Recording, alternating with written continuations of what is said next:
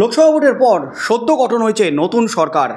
ফের এনডিএ সরকার সংখ্যাগরিষ্ঠতা নিয়ে সরকার গঠন করেছেন। প্রধানমন্ত্রী হয়েছেন নরেন্দ্র মোদী তৃতীয়বারের জন্য সরকার গঠন করে রেকর্ড সৃষ্টি করেছে এনডিএ জোট। নরেন্দ্র মোদী প্রধানমন্ত্রী হিসাবে নরেন্দ্র মোদী, আর তার মধ্যেই কিন্তু ভয়াবহ ট্রেন দুর্ঘটনা। সরকার গঠনের পরপরই ট্রেন দুর্ঘটনায় উত্তাল রাজ্য রাজনীতি তথা গোটা দেশ। জলপাইগুড়িতে ট্রেন দুর্ঘটনা, কাঞ্চনজঙ্ঘা দুর্ঘটনায় রীতিমতো 16 জনের মৃত্যুর খবর সামনে এসেছিল, আহত শতাধিক। আর তার মধ্যেই কীভাবে দুর্ঘটনাটি ঘটল, মালগাড়ির সাথে কিভাবে কাঞ্চনজঙ্ঘা এক্সপ্রেসের ধাক্কা লাগলো, এই প্রশ্নটাই কিন্তু উঠে গিয়েছিল গোটা দেশের মানুষের মনে। এই প্রশ্নটাই কিন্তু গাঁথা ছিল। কাঞ্চনজঙ্ঘা এক্সপ্রেস দুর্ঘটনা নিয়ে ইতিমধ্যেই কাটাছেঁড়া শুরু হয়ে গেছে, তদন্ত শুরু হয়ে গেছে। তবে তার মধ্যেই কিন্তু সামনে এলো বিস্ফোরক তথ্য। অবশেষে মুখ খুললেন মালগাড়ির সহকারী চালক। কিভাবে ধাক্কা লাগলো কাঞ্চনজঙ্ঘা এক্সপ্রেসে, দুর্ঘটনা নিয়ে মুখ খুললেন মালগাড়ির সহকারী চালক। মুখ খুলেই কিন্তু বিস্ফোরক দাবি মালগাড়ির সহকারী চালকের। কার ভুলে ঘটলো এত বড় দুর্ঘটনা? অবশেষে হাটে হাঁড়ি ভেঙে দিলেন মালগাড়ির সহকারী চালক। কাঞ্চনজঙ্ঘা এক্সপ্রেস দুর্ঘটনায় প্রথম থেকেই অভিযোগের দায় মালগাড়ির চালকের ঘাড়ে চাপাচ্ছে রেল কর্তৃপক্ষ। এসবের মাঝেই আবার যৌথ পর্যবেক্ষণ রিপোর্ট জমা পড়ে। সেখানেও অধিকাংশ রেল আধিকারিক দুর্ঘটনার দোষ চাপান মালগাড়ির চালকের উপরই। বলা হচ্ছে, রেলের নিয়ম অনুযায়ী কাগজের সিগন্যাল পাওয়ায় ধীর গতিতে মালগাড়ি চালানোর কথা ছিল চালকের। তবে অনেক দ্রুত গতিতে মালগাড়িটি ছুটছিল বলেই এই দুর্ঘটনা ঘটে। এই আবহে এবার দুর্ঘটনা নিয়ে মুখ খুললেন মালগাড়ির সহকারী চালক।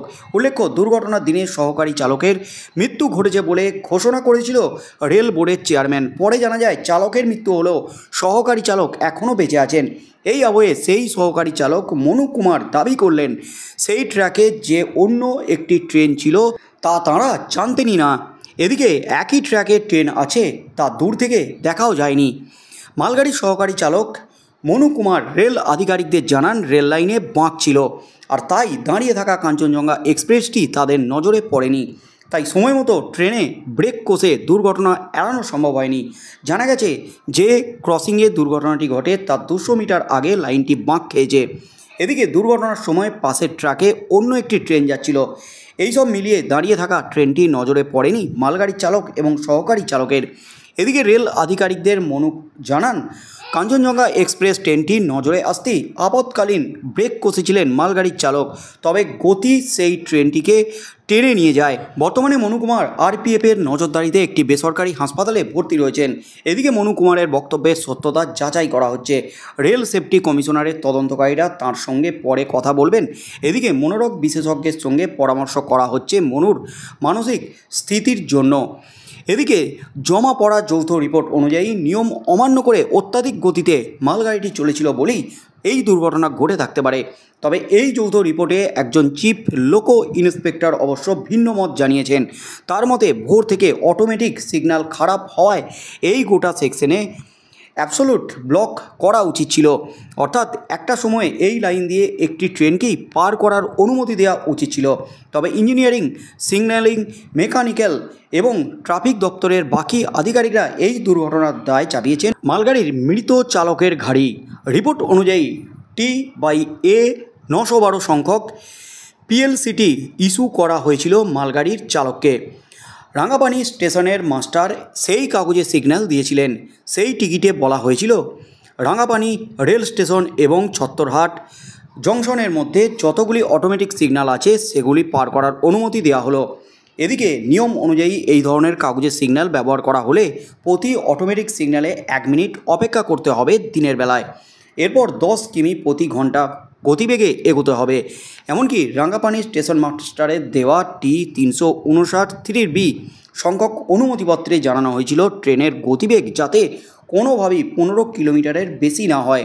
এই আবহে লাল সিগন্যাল পার করার অনুমতি থাকলেও দুর্ঘটনাস্থল দিয়ে খুবই ধীর গতিতে মালগাড়িটি পার করার কথা ছিল।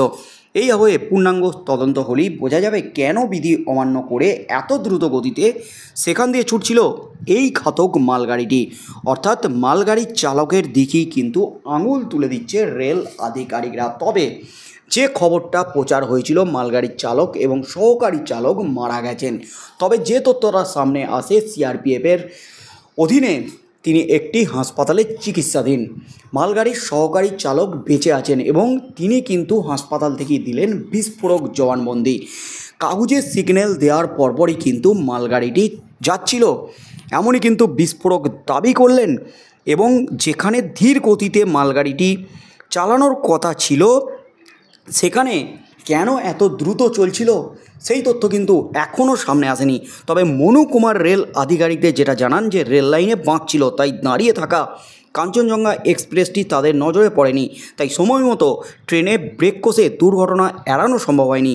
জানা গেছে এই ক্রসিংয়ে দুর্ঘটনাটি ঘটেছিল তার 200 মিটার আগে লাইনটি বাঁক খেয়েছে। এদিকে দুর্ঘটনার সময় পাশের ট্র্যাকে অন্য একটি ট্রেন যাচ্ছিল, তাই সব মিলিয়ে কিন্তু মালগাড়ির চালক এবং সহকারী চালক তারা কাঞ্চনজঙ্ঘা এক্সপ্রেসটিকে দেখতে পায়নি। তবে যে প্রশ্নটা উঠে গেছে, কেন দ্রুত গতিতে ছুটছিল মালগাড়িটি, মালগাড়ির চালক কেন এত দ্রুত গতিতে চালাচ্ছিলেন ট্রেনটি? যেখানে 10 থেকে 15 কিলোমিটার স্পিড তোলার কথা বলা হয়েছিল, সেখানে কেন এত দ্রুত গতি 50-60 কিলোমিটার বেগে কেন ছুটছিল মালগাড়িটি, এই প্রশ্নটাই উঠে গেছে। তবে তদন্ত কিন্তু চলছে, পূর্ণাঙ্গ তদন্ত রিপোর্ট এলে তবেই কিন্তু স্পষ্ট হবে আসলে এই দুর্ঘটনার কারণ কি, মালগাড়িটি কেন এত দ্রুত ছুটছিল, মালগাড়িটিতে কি কোনো যান্ত্রিক ত্রুটি দেখা দিয়েছিল। এদিকে মালগাড়ির চালক কিন্তু মারা গেছেন, তবে সহকারী চালক কিন্তু বিস্ফোরক জবানবন্দি দিলেন। তবে তার এই জবানবন্দি মিলিয়ে দেখা হচ্ছে, খতিয়ে দেখা হচ্ছে তিনি কতটা সত্যি কথা বললেন, কি হতে চলেছে আগামী দিনে পূর্ণাঙ্গ তদন্ত রিপোর্টে কী তথ্য সামনে আসে। তবে রেলেরই এক অন্য লোকো পাইলট বলছেন ভোর থেকেই অটোমেটিক সিগন্যাল খারাপ ছিল, তাই কেন ছাড়পত্র দেওয়া হয়েছিল, অনুমতি দেওয়া হয়েছিল, কেন একটি লাইন দিয়ে একটি ট্রেনই পাস করানো হয়নি, এই প্রশ্নটাও কিন্তু উঠে গেছে। অর্থাৎ রেল কর্তৃপক্ষের দিকেও কিন্তু দায় ঠেলছেন লোকো পাইলট। তাই আগামী দিনে কি হতে চলেছে, পূর্ণাঙ্গ রিপোর্টে কী তথ্য সামনে আসতে চলেছে কাঞ্চনজঙ্ঘা এক্সপ্রেস দুর্ঘটনা নিয়ে, সেদিকেই চোখ থাকবে গোটা রাজ্য তথা গোটা দেশবাসীর।